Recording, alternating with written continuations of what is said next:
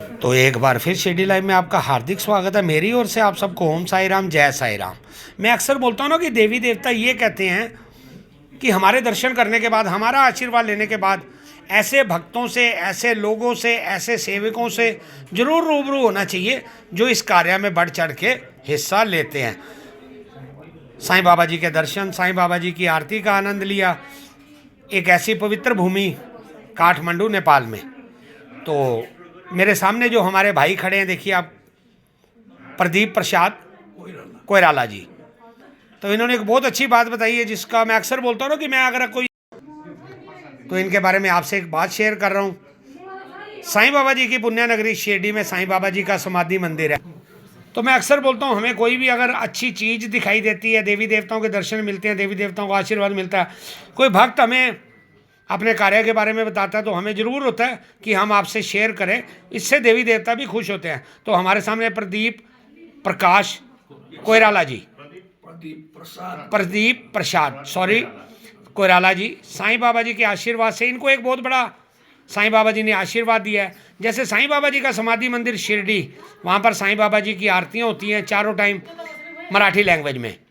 तो नेपाल के लोग मराठी नहीं समझते, तो इन्होंने एक बहुत अच्छा कार्य किया है, उसको नेपाली लैंग्वेज में कन्वर्ट किया है। तो बात करते हैं कोइराला जी से, क्या कहते हैं ये, थोड़ा सा आप बताइए। कोई दिक्कत नहीं, हिंदी आपकी पुअर है, कोई दिक्कत नहीं, आप डिटेल में बताइए।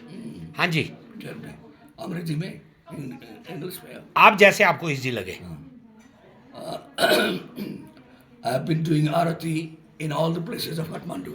This arati, Marathi arati of Siddhi Sai Baba, Kathar arati and Madhyana arati, Dhup arati, and sometime also Sez arati. Sez arati is very real. Sez arati is very real, and I'm doing it since 25 years. 25 years I'm doing in Kathmandu, in many places, in most of the Kathmandu places I have concluded the arati.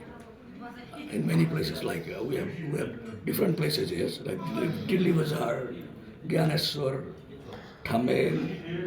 I have conducted arati in the houses also. In the houses, if somebody tells me to come to his house and do arati, I will be happy to do that at his place. I have done arati since this 25 years, and I have a very good feeling in arati. Very good feeling. I cannot express this feeling. And I have darshan of Baba so many times, and usually I close my eyes while I do arati, and in closing my eyes I see many images of Sai Baba. It's strange, it's very strange. तो साईं बाबा जी की सेविका जानुका जी, बहुत बड़ा आशीर्वाद है साईं बाबा जी का इस परिवार पे। तो ऐसे ही बना रहे, साईं बाबा जी की अपार कृपा इन सब पर ऐसे ही बनी रहे और ये शुभ कार्य करते रहे। हमारे को, मैं अक्सर बोलता हूँ ना, हम लोग मंदिर, गुरुद्वारे, मस्जिद, गिरजा में घुस जाते हैं, बट हमारे पास एक ज्ञान की कमी रहती है जिसको हम लोग इंग्लिश में नॉलेज कहते हैं। तो नॉलेज के लिए, जैसे हम लोग भोलेनाथ जी के दर्शन करते हैं, भोलेनाथ जी के दर्शन करने से पहले नंदी जी के दर्शन करने पड़ते हैं। तो भोलेनाथ जी या देवी देवता हमारे लिए किसी ना किसी को नंदी जरूर रूप में भेज देते हैं।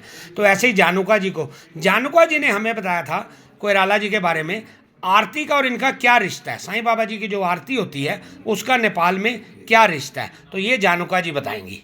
जानुका जी, उहाँले नेपालमा हिंदी हिंदी हिंदी में बोल्नु पर्यो। ऊ लोग ने नेपाल में 4 ठो आरती करते हैं, सुबह शाम 12 बजे मध्याह्न आरती, सांझ के आरती, लास्ट में सेज आरती।